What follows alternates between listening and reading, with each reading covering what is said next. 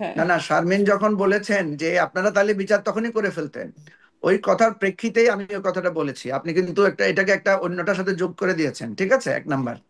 দুই নাম্বার হচ্ছে দুই নাম্বার হচ্ছে আপনার কথা আমি মেনে নিচ্ছি যে বিচারের এটা না হলে ভালো হতো, এটা তো আমাদেরও কথা। আপনি দেখবেন বিচারের দিন আমি ফেসবুক পোস্টে কি লিখেছি, তো আমি এটার জন্য লিখেছি আমি আমরা। হাসিনাকে বাঁচাতে চাই বলতেছেন আপনি আমাকে? এটার জন্য আপনি আমাকে না এটা না না না বলছেন যে না আমি হাসিনাকে বাঁচাইতে চাই? না না না, হাসিনাকে বাঁচাইতে চাই আমি আপনাকে তো বলি না, আপনি গায়ের দিকে টেনে নিলে তো বলছেন কিছু করার নাই। বলছেন ওই আপনি লয়ারের গায়ে আসার কথা তো আমি বলছি, আজকেও বলছি, আপনি সেটাকে বারবার তুলে তুলে আমাকে কটাক্ষ করছেন। না না না, তো ভাই যে আচ্ছা, আপনি এখান থেকে একটু আপনি আমরা আর একটু আপ- আগাই, আমাদের হাতে সময়ও নাই, আপনি একটু আমরা আপনি এস- আপনি হাসির কথা বললে আমি সেটার হ্যাঁ, ব্যাপারে কথা বলতে পারবো না? সেই লোক তো নিশ্চয়ই পারবেন, তার নিশ্চয়ই হাসির পারবেন।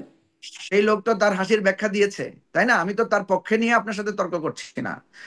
আমি আপনার সাথে আমার একটা জায়গায় সন্ধির জায়গা, সেটা হচ্ছে আমি বলছি যে আপনি শেখ হাসিনা এরকম একটা অন্ধকার যুগ কায়েম করে গেছেন। সেই কায়েমের পরপরই আপনি শেখ হাসিনার জন্য ন্যায় বিচার চাওয়ার জায়গাটায় আপনি যেভাবে চাইতে পারছেন, সেটা অন্যরা পারছে না। ঠিক আছে? সমস্যা এবং নাই, কোর্ট পারছে না শুনবে কেন? কেন সেটা? না না মঞ্জু, এটা কোর্ট শুনবে না না না তো, না, আপনি চাইবেন আর না, আমি সেটা ঠিক কোর্টের আছে। কথা বলছি না, আমি কোর্টের কথা বলছি না, আমি আপনার কথা হুম, বলছি। কোর্টের কথা জি। পরে আসেন। এজন্যই প্রথম কথা কোর্ট যদি হচ্ছে, কোনোভাবে কোনোভাবে ভুক্তভোগীর সাথে সংশ্লিষ্ট হয়ে যায়, তাহলে বায়াস আচ্ছা হিসেবে কোর্ট নিজেও না সরে যায়। শারমিন, শারমিন, আমার সামনে একটা একটা একটা বড় উদাহরণ আছে, আমি একটা বড় উদাহরণ দেই, ঠিক আছে? আমি সাফার্ড, আমি একজন ভুক্তভোগীর উদাহরণ দেই, আচ্ছা সেদিন আমি আপনি তার সাথে। আপনি তো আমাকে কথা বলতে দিচ্ছেন না জাহেদ। আচ্ছা আপনি আপনি তো শেষ আমাকে করেন, আমি কথা বলতে বলবো। দিচ্ছেন না, সমস্যা। বলুন। জি। মানে তো আমার আজকে তর্ক কথা আর হচ্ছে, বিতর্ক, আমার সময়ও শেষ হয়ে যাচ্ছে। একটু নির্বাচনের দিকে আগাতে মানে কথা বলতেও চাচ্ছিলাম, না সেটা মনে ঠিক হয় আছে, সম্ভব আমি না। এই জি, এই শেষ করুন। আমি এই কথাটা কারণ আমি এই কথাটা শেষ করলে এটা আপনি শেষ পাবেন। প্রথম জি। কথা হচ্ছে এই বিচারের, আপনি যদি দোষ ধরতে চান, ত্রুটি বিচ্যুতি ধরতে চান, সকলে সব বিচারের ত্রুটি বিচ্যুতি ধরতে পারবে। গ্রস জায়গায় যে কথাগুলো জায়েদ সাহেব তুলে ধরেছেন, একটা হচ্ছে ইন অ্যাবসেন্সিয়া বিচার। আমি মনে করি ইন অ্যাবসেন্সিয়া একটা লোক থাকলে তার বিচার করা যাবে না, এটা এটা এটা কোনো ন্যায় বিচারের কথা না। শুধুমাত্র সিটি ব্যাংকে অ্যাকাউন্ট থাকলেই করতে পারবেন গুগল পে, তাই অ্যাকাউন্ট খুলুন আজই।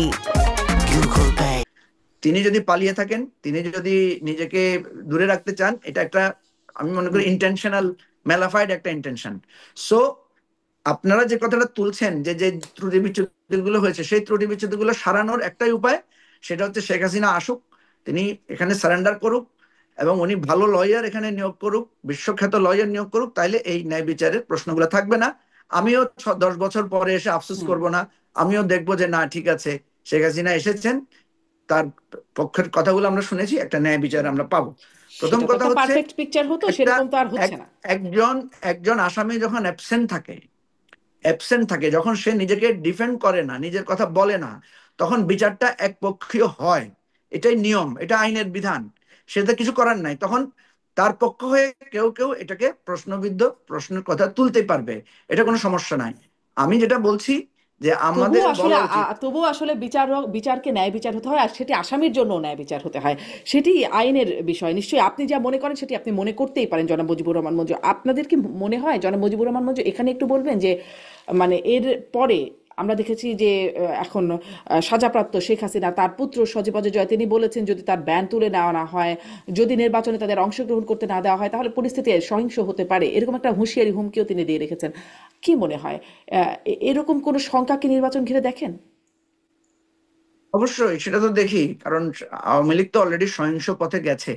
ঠিক আছে না, আওয়ামী লীগ তো সহিংসতা, লকডাউন, নানা জায়গায় বাসে আগুন দেয়া, এটা আগুন দেওয়ার পরও যদি আপনি এটাকে সহিংসতার পথ না দেখেন, তাহলে তো এটা আমার আমার জন্য একটা ভুল কথা হবে।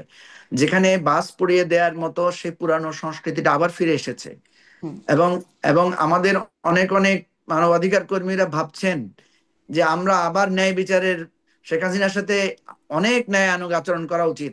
শেখ হাসিনার সাথে ন্যায়ানুগ আচরণ করার জন্য তো আমরা সেই সহযোগিতাটা পেতে হবে। সুতরাং আজকে আমি দেখি ইলেকশন বানচাল করা, রাষ্ট্রকে আনস্টেবল করার জন্য সব ধরনের চেষ্টা করবে।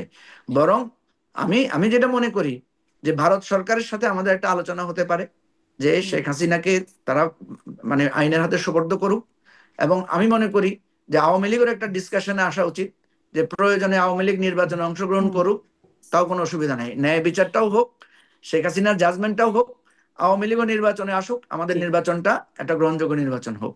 জি, এটাই তো, এই যে প্রশ্নগুলো যেটা নিয়ে কথা হচ্ছিল, ভারত সরকার তো এগুলোকে নিশ্চয়ই লুফে নেবে, এই প্রশ্ন যেগুলো আলো উঠছে এই বিচার